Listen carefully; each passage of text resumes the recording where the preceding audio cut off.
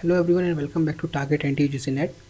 दोस्तों, आज के इस वीडियो में डिस्कस करेंगे about method of research. Method of research एक इंपॉर्टेंट टॉपिक है from unit 2, that is research aptitude.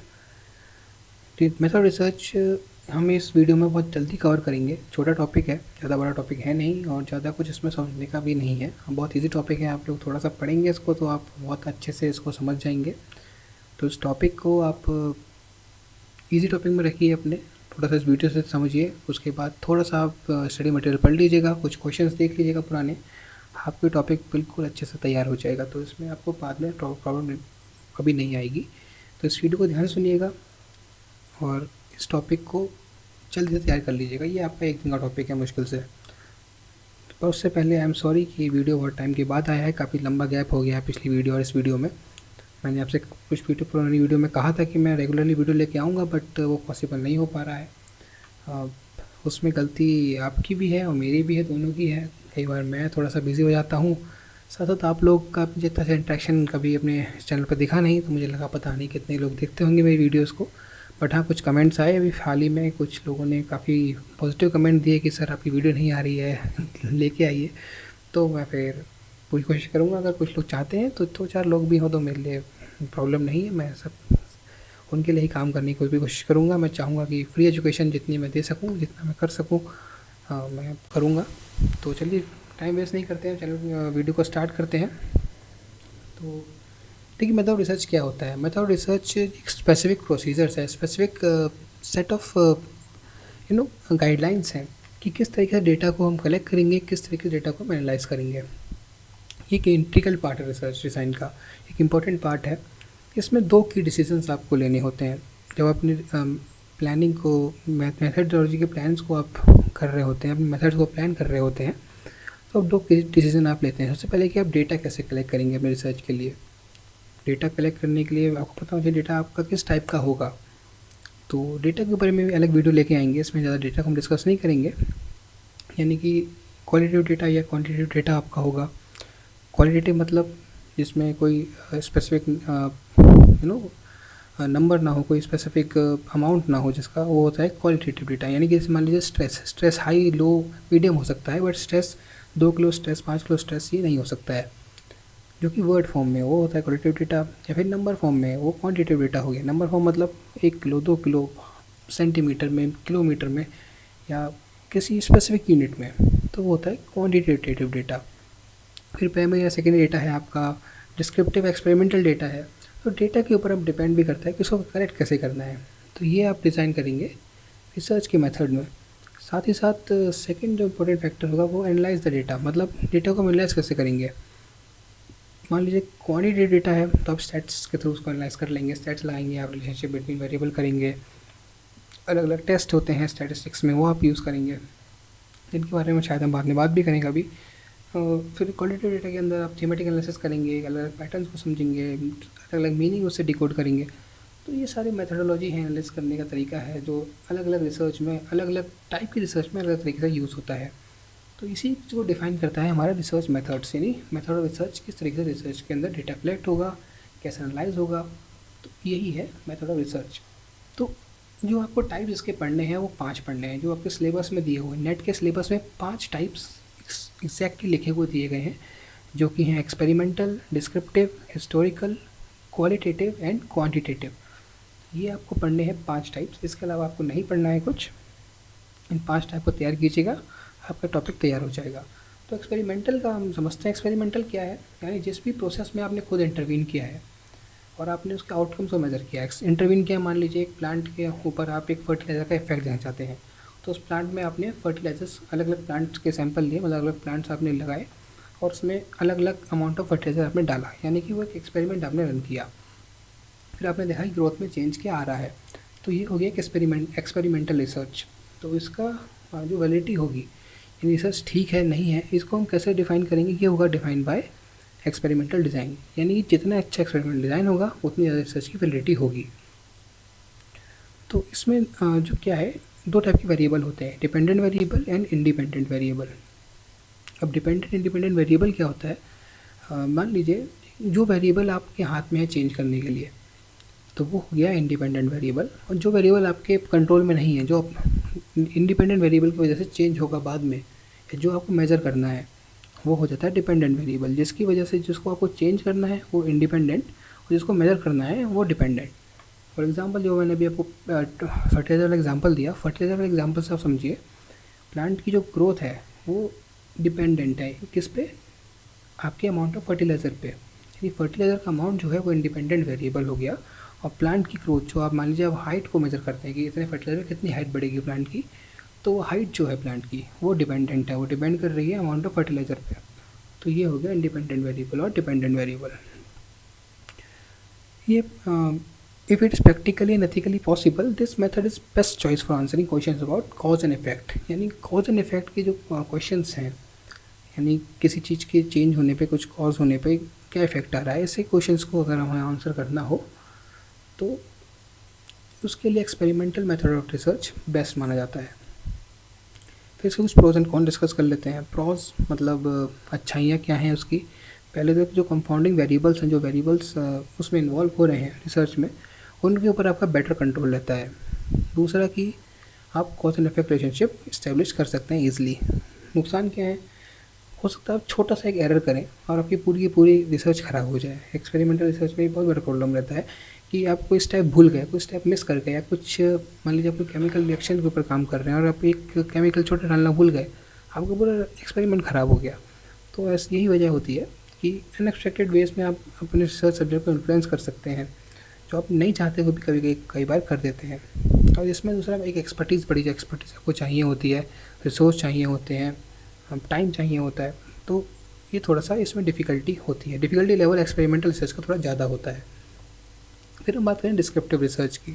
Descriptive में जैसा ऑलरेडी वहाँ पे प्रेजेंट है कंडीशंस, फिनोमिना, कोई भी सब्जेक्ट जो ऑलरेडी जैसा है आप उसको वैसा ही रिपोर्ट करेंगे, उसका डेटा आप वैसा ही कलेक्ट करेंगे, कोई आप चेंज उसके अंदर नहीं लेके आएंगे, वो कहलाता है डिस्क्रिप्टिव रिसर्च। इसका एक बहुत अच्छा एग्जांपल मैं आपको देता हूँ। आप एक फॉरेस्ट में जाकर रिसर्च करना चाहते हैं, आप फॉरेस्ट के अंदर ग्रोथ या फिर बायोमास को मेजर करना चाहते हैं, या आप देखना चाहते हैं कि फॉरेस्ट के अंदर ट्रीज़ की ग्रोथ कैसी है। तो आप फॉरेस्ट में जाएंगे, आप ट्रीज़ एक कोऑर्डिनेट डालेंगे, फिर आप उसमें ट्रीज़ को गिनेंगे, उसकी गर्थ निकालेंगे, फिर उसकी हाइट निकालेंगे, फिर उसकी वॉल्यूम निकालेंगे, जो भी आप उसमें करना चाहते हैं काम। बट वहाँ पे आप कोई चेंज नहीं कर रहे हैं, वहाँ पे आप कोई केमिकल नहीं डाल रहे हैं, वहाँ पे आप कोई कट कुट नहीं कर रहे हैं किसी पेड़ को, तो कोई चेंज आप वहाँ नहीं कर रहे हैं, जैसा वहाँ पे है अपने वैसा ही अपनी रिसर्च में रिपोर्ट कर रहे हैं, तो वो कहलाती है डिस्क्रिप्टिव रिसर्च।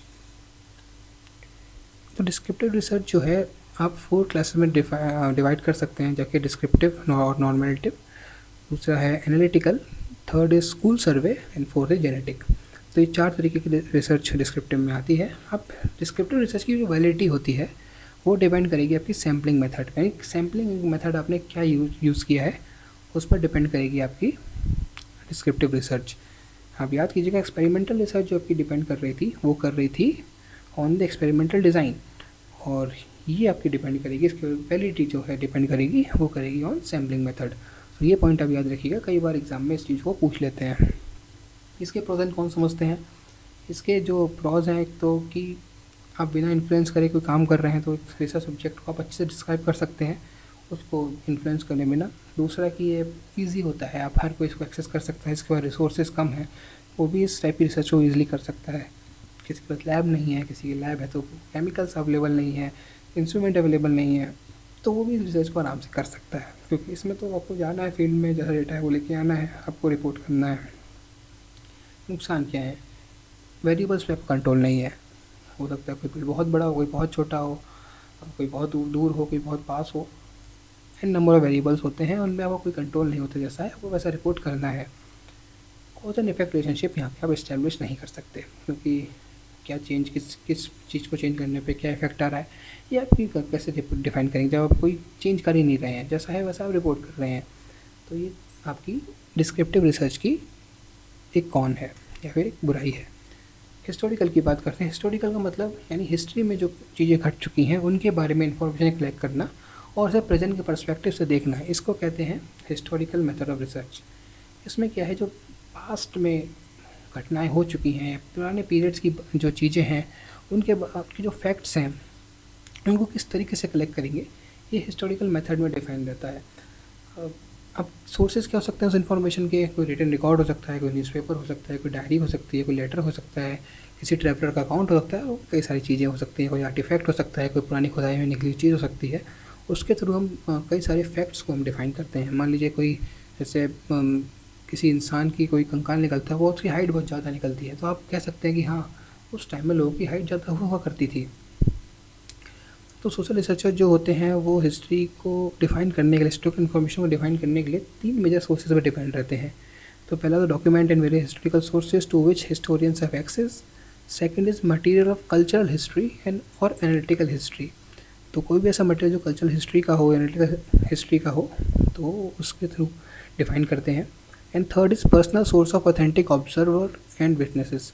यानी कि उस समय कोई का व्यक्ति अगर कोई हो, मान लीजिए किसी को वर्ल्ड वॉर 2 के बारे में जानना है, तो वर्ल्ड वॉर 2 के कुछ लोग अभी भी ज़िंदा हैं, हम काफ़ी एज्ड हैं बट ज़िंदा हैं, तो उनसे अगर आप मिलेंगे, उनसे आप बात कर सकें, तो उनसे आप कोई एक्सपीरियंस जान सकते हैं, उन्होंने क्या देखा उस समय, तो वो एक काफ़ी अच्छा ट्रू अकाउंट आपको बता सकते हैं। तो ये भी एक अच्छा सोर्स हो सकता है इन्फॉर्मेशन का। तो ये 3 सोर्स पे सोशल रिसर्चर्स जो हैं, सोशल साइंटिस्ट जो हैं, वो डिपेंड रहते हैं।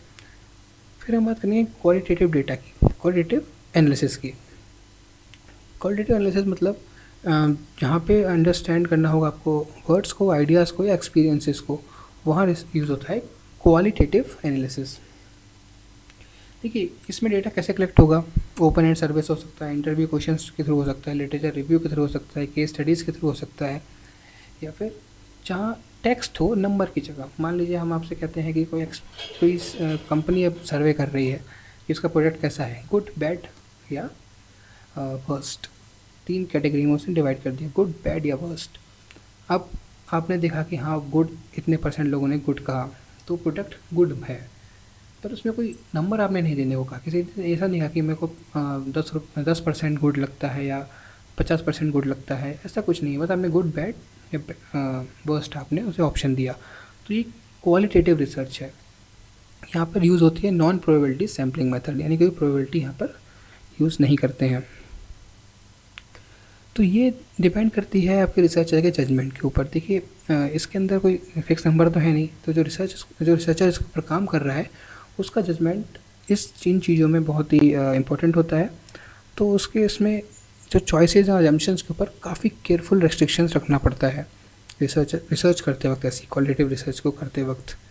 तो ये कुछ इसकी प्रॉब्लम्स हैं जो आमतौर पर हमें देखने को मिलती हैं क्वालिटेटिव रिसर्च के अंदर।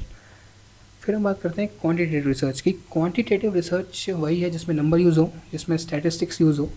स्टैटिस्टिक्स के थ्रू हम समझें कि फ्रीक्वेंसीज, एवरेजेस, कोरिलेशंस या कॉज एंड इफेक्ट क्या है। तो ये है ये है क्वांटिटेटिव रिसर्च के बारे में। क्वांटिटेटिव रिसर्च में डेटा को हम कलेक्ट करते हैं, उसको इंटरप्रेट करते हैं। डेटा कलेक्ट कैसे होगा? या तो एक्सपेरिमेंट से या फिर प्रोबेबिलिटी सैम्पलिंग मेथड को यूज़ करके। उसके बाद उस डेटा को हम अलग अलग स्टैटिस्टिकल मेथड के थ्रू एनालाइज करेंगे। कोई हाइपोथेसिस है तो उसको एक्सेप्ट करेंगे या रिजेक्ट करेंगे। तो यहाँ पर जो है हमारे पास फिक्स नंबर्स हैं, फिक्स क्वांटिटी है, फिक्स अमाउंट है, स्टैटिस्टिकली हम चीज़ों को प्रूव कर पा रहे हैं, तो ये एक ज़्यादा एक्सेप्टेबल फॉर्म ऑफ रिसर्च होती है। एक्सेप्टेबल का मतलब यहाँ पर यह है कि एक स्टैंडर्डाइज है। हम किसी भी नंबर को कह सकते हैं हाँ हमारे पास एक्यूरेसी इतनी है इसको जज करने की, इसको सही बताने की हमारे पास एक्यूरेसी इतनी है। तो इसको हम अलग अलग रिसर्चर्स के साथ शेयर कर सकते हैं और एक स्टैंडर्डाइज वे में हम इसको एक्सेप्ट या रिजेक्ट इस टाइप की रिसर्च को हम कर सकते हैं। तो एक बेटर फॉर्म रिसर्च मानी जाती है। तो इसमें इतना ही है। 5 मैंने आपको डिफरेंट टाइप रिसर्च समझा दी है, मेथड समझा दिए हैं, रिसर्च मेथड्स। इसके बारे में डिटेल में आप पढ़ना चाहें तो मैं PDF को प्रोवाइड कर दूंगा, उस PDF के थ्रू आप इसको पढ़ लीजिएगा। ये टॉपिक आपका ईजिली तैयार हो जाएगा, बहुत ज़्यादा इसमें कुछ है नहीं समझने का। फैक्ट बेस्ड क्वेश्चन इसमें से आते हैं। PDF आप पढ़ लेंगे तो, और इस लेक्चर का बेस बनाइए और PDF पढ़िए, ये टॉपिक आपका कवर हो जाएगा। तो thank you very much for watching this video. अगर आपको अच्छी लगी हो तो प्लीज़ लाइक करें, कमेंट करें और इस वीडियो को शेयर कर दें और चैनल को सब्सक्राइब ज़रूर कर लीजिएगा। तो थैंक यू वेरी मच। जय हिंद, जय भारत।